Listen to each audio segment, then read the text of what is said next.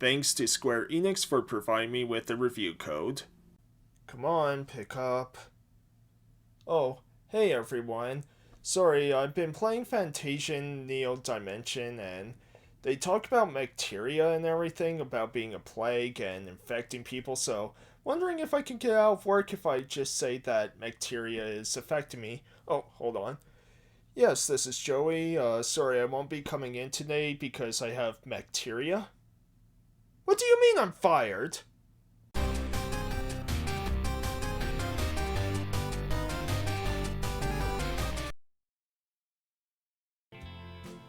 One of the big reasons why I loved the Xbox 360 was because of Mistwalker. Getting Blue Dragon for Christmas many years ago was really special, and finally getting around to beating Lost Odyssey in 2021, Mistwalker has industry veterans that make these amazing RPGs where I just want to own all their games physically.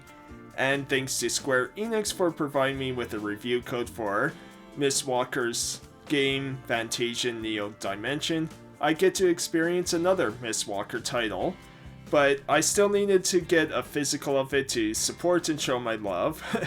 Now, Fantasian was originally released on iOS mobile devices back in 2021, and now it's been ported to modern systems of the Nintendo Switch, PlayStation 4, PlayStation 5, Xbox Series consoles, and PC.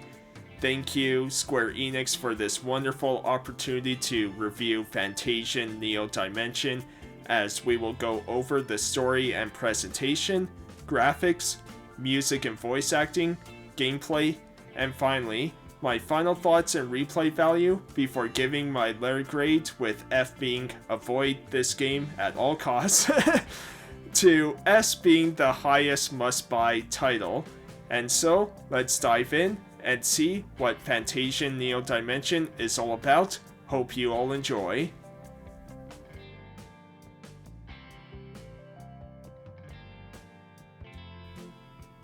Fantasian Neo Dimension sees you playing as Leo, a young man who awakes in a machine world surrounded by robots that he apparently created, though Leo has no memory of this. And so Leo goes on a journey, making his way back to the human realm with the help of his robot companions to find his lost memories, discover who he is, along with his other companions he meets along the way to stop Vam the Malevolent from altering the world and stop the mechanical plague spreading across the world known as bacteria. The game is split into two parts. The first part is focused on Leo recovering his memories, finding companions along the way, of whom many he has encountered with before his memory loss, and learn more about the bacteria and Vam's goal. The second half sees the bacteria spreading more rapidly, and Leo, with the help of two other companions at this time, must go and rescue his other companions that were kind of lost after part 1 and stop the bacteria plague once and for all. You will also get these memory sequences, visual novel experiences that show someone's past. Some have some silly humor moments in them, while others are quite emotional. These moments are similar to Lost Odyssey of Kime's 1000 Years a Dream sequences. In the first half, it's pretty linear, of going from point A to point B, with the ability to warp back to previously found places here and there. The second half opens up way more, letting you warp at any time, except for parts right at the end of the game, and giving you more areas to find and explore, along with lots more freedom. It's still linear storytelling with the quests you do, but just opens up more.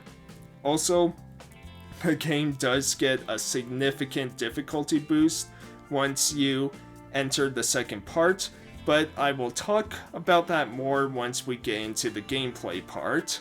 Now, I will say, while I thoroughly enjoyed the story and characters, though I did find Ez annoying, very useful in battle, but he was a bit bratty.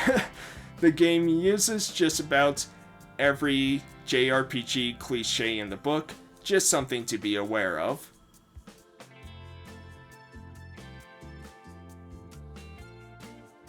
With Fantasian Neo Dimension being a port of a mobile title, the game isn't going to blow your mind graphically or anything. In saying that though, I love the style of it. The PlayStation 1 was the reason I fell in love with JRPGs, or just RPGs in general, so I love these pre-rendered backgrounds. I love that all of these backgrounds are handcrafted dioramas come to life in this world.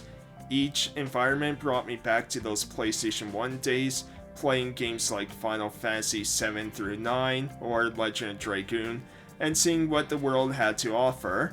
The character models, they're fine. Some have really nice designs like Cheryl, Valrika, and Zineker, but others like Leo or Ez felt more basic, as Leo looks a little too similar to 2B from Nier Automata. Saying all that though, like I said, I still enjoyed the look. For having those PlayStation 1 vibes for me gave me a lot of nostalgia.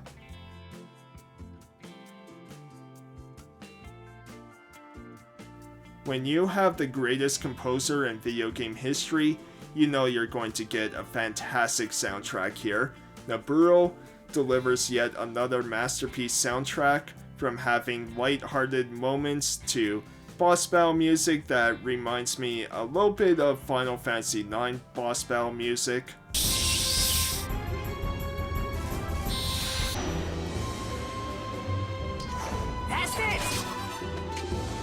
And of course, your emotional scenes captured perfectly. This is such a pleasant soundtrack to listen to. The newly added voice acting to the game is really well done too. You get voice lines throughout the main story, side quests, and the memory sequences. The voices add an extra layer of emotion and was solid throughout.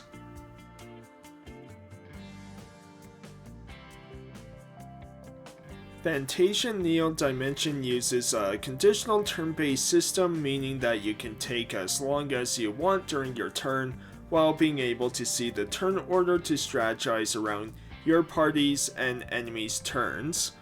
Each battle happens as a random encounter on the field, where you also obtain a dimension device early on, allowing you to store up multiple enemies where you can fight all of them at once.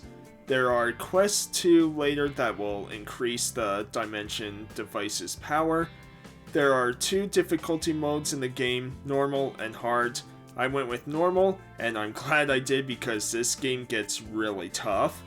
I was even contemplating if I should switch to hard because I was finding normal quite easy at the start. Am I glad I didn't switch?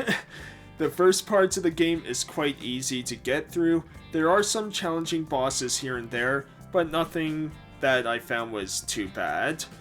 Also, you were able to get experience quite easily, so leveling up wasn't bad either. Part 2 of the game though is where it really amps up the difficulty.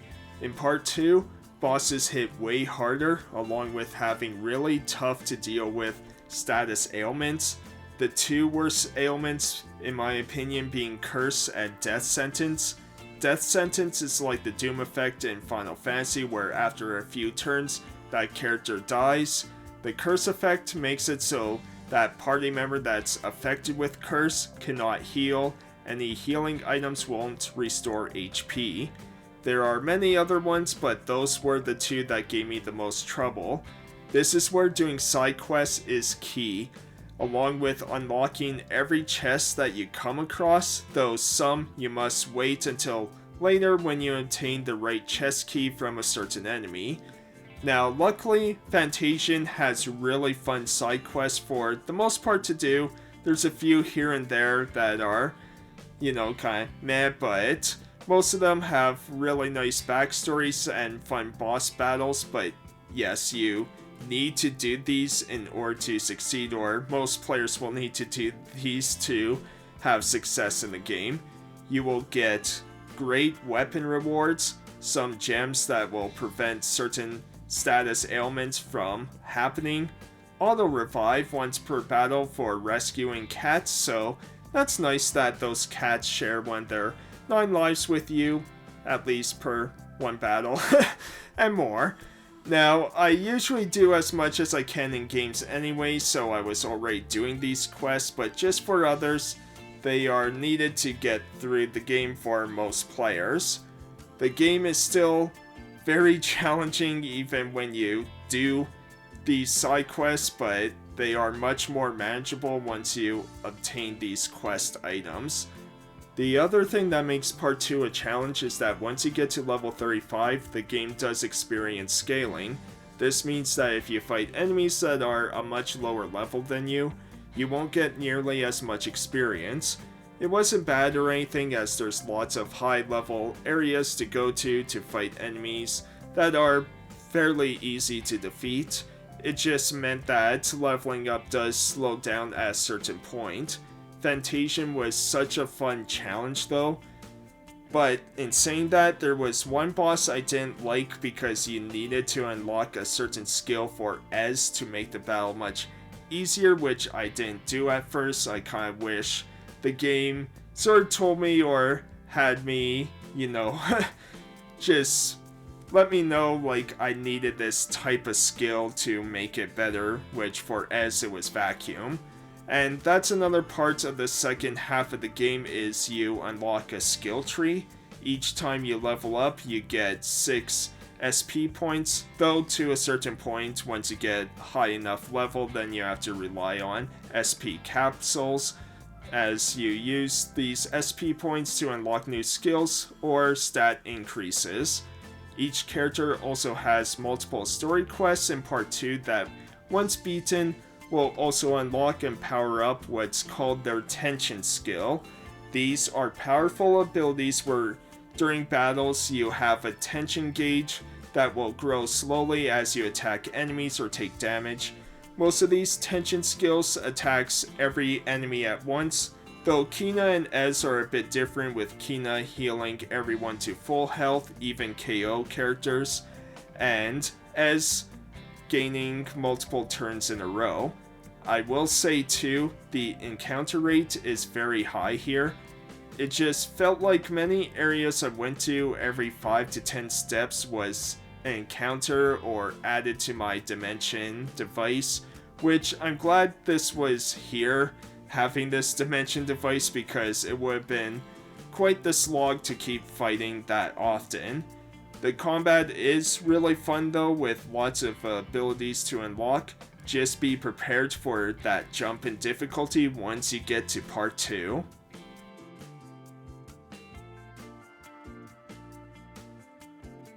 I love so much of FANTASIAN Neo Dimension. Even with having many cliched story moments, high encounter rate, and that difficulty spike, it was a blast to play through. The story was well written and most of the characters were fantastic. The game also has a new Game Plus mode for those who want to go back and continue to challenge themselves, so you get lots of replay value there. I love the soundtrack, and like I said, with the pre-rendered backgrounds, this brought me back to those PlayStation 1 days. The game felt very nostalgic and was one of the toughest RPGs that I played in quite some time, but one of the most satisfying ones for sure because of that challenge. This may just be the best hidden gem of 2024, and so with all that said, I give FANTASIAN Neo Dimension an A- overall. So, what do you all think? Let me know in the comments down below your thoughts on FANTASIAN Neo Dimension if you played it before. Thank you once again to Square Enix for the review code, really appreciate it, and I will see you all next time. Thanks everyone, and have a great rest of your day. Hey everyone, thank you so much for watching, I really appreciate it and I hope you enjoyed the video. If you did, be sure to like, leave a comment, and subscribe to see more. Hit the notification bell to be notified of any upcoming videos. Also, follow me on Twitter at TotalLevelYT, along with Twitch, also at TotalLevelYT. Or maybe you only stayed for any skits I put in my video. In that case, please stay anyways. I'm so lonely. Alright, take care and have a great rest of your day, everyone.